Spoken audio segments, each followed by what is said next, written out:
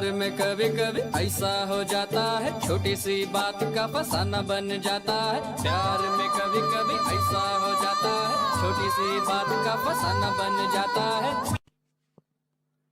70 के दशक की खूबसूरत एक्ट्रेसों में से एक थी नाज़नीन। लेकिन ये खूबसूरत एक्ट्रेस समय के साथ साथ दर्शकों के जहन से भी गायब हो गई। पापा तो मम्मी के साथ बाहर गए नहीं। ये किताब उन्हें दे दीजिएगा और कह दीजिएगा कि मैं आया था। हाँ? जी। लेकिन ये खूबसूरत एक्ट्रेस फिर एक बार सुर्खियों में आई 1988 में बी आर चोपड़ा के महाभारत सीरियल से। महाभारत में एक्ट्रेस नाज़नीन ने कुंती का रोल निभाया था, जिसके लिए उन्हें काफ़ी पसंद किया गया था।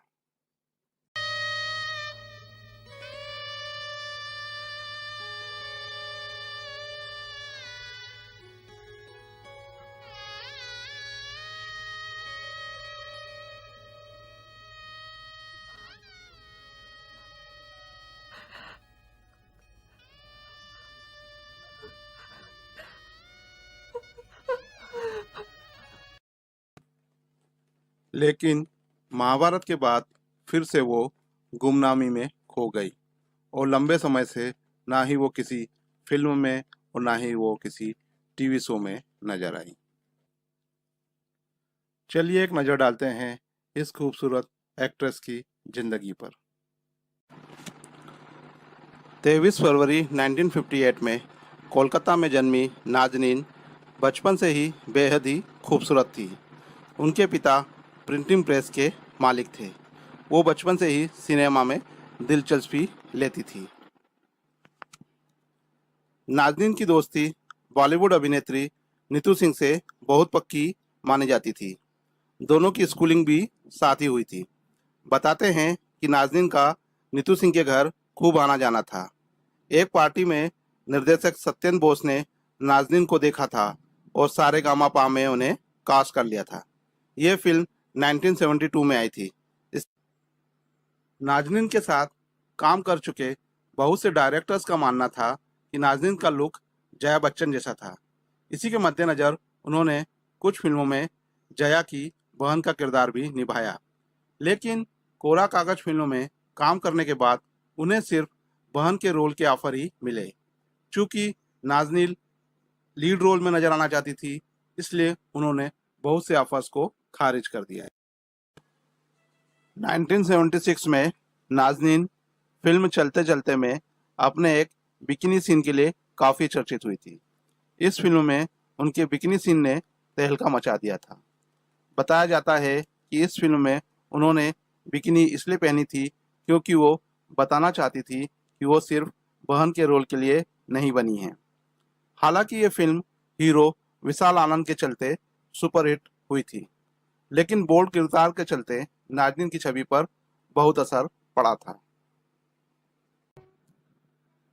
हालांकि नाज़नीन एयर होस्टेस बनना चाहती थी, लेकिन उनकी मां को लगा कि बेटी का फ्लाइट में काम करना सुरक्षित नहीं है। तो ऐसे में जब नाज़नीन को फिल्मों का ऑफर मिला तो उन्होंने इसी में अपना करियर बना लिया। खुश तो मैं भी बहुत हूँ रवि। जब तुम पास होते हो तो लगता है सारी दुनिया मेरी बाहों में है। 2 दिन भी नहीं मिलते तो सब कुछ सुना सुना लगने लगता है। रवि, उनका क्या होता होगा जिनके साथ ये हमेशा के लिए बिछड़ जाते हैं।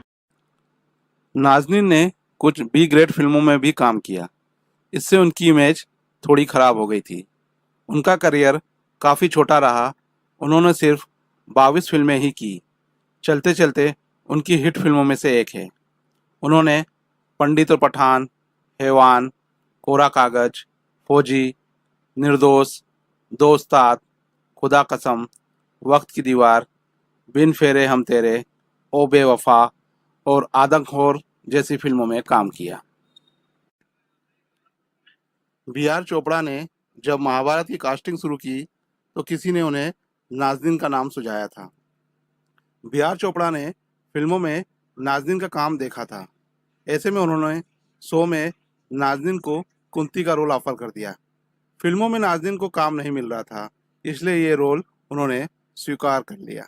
ये आंसू ना बहे, तो पृथ्वी मेरे आंसुओं में डूब जाएगी पुत्र, डूब जाएगी। 1988 में जब बी आर चोपड़ा का महाभारत दूरदर्शन पर टेलीकास्ट हुआ तो इसमें नाज़नीन कुंती के किरदार में नजर आई। अपने इस किरदार को लेकर वो काफी चर्चित रही। जो बता दिया तो तुम्हारे कांधे से वो गांडीव गिर पड़ेगा पुत्र, जिसके वाणों ने इसे छन्नी किया है। इस शो में उन्होंने अपने किरदार को पूरी तरह से जीवंत कर दिया था। चाहे शो में पांडु की पत्नी और महारानी के तौर पर नजर आने की बात हो, एक उपाय है आर्यपुत्र। उपाय? मेरी सेवा से प्रसन्न होकर ऋषि दुर्वासा ने मुझे एक मंत्र दिया था। या फिर पांडु पुत्रों की मां के किरदार में नाज़नीन हर जगह काफी इम्प्रेसिव दिखी थी। मैं एक एक दिन में हजार हजार बार मरती रही हूँ पुत्र। जब भी कोई इसे सूत पुत्र कह के पुकारता तो मेरे हृदय में कटार सी उतर जाती। महाभारत से उनकी चर्चा तो हुई, लेकिन इसके बाद ना ही वो किसी सीरियल में नजर आई, ना ही किसी फिल्म में। पिछले करीब 30-35 साल से कोई नहीं जानता कि नाज़नीन कहाँ है और कैसी है। आज के लिए बस इतना ही। आपको हमारा ये वीडियो कैसा लगा, please comment, like and share this video. फिर हम मिलेंगे एक नई इंटरेस्टिंग स्टोरी के साथ। जब तक के लिए goodbye and thanks for watching.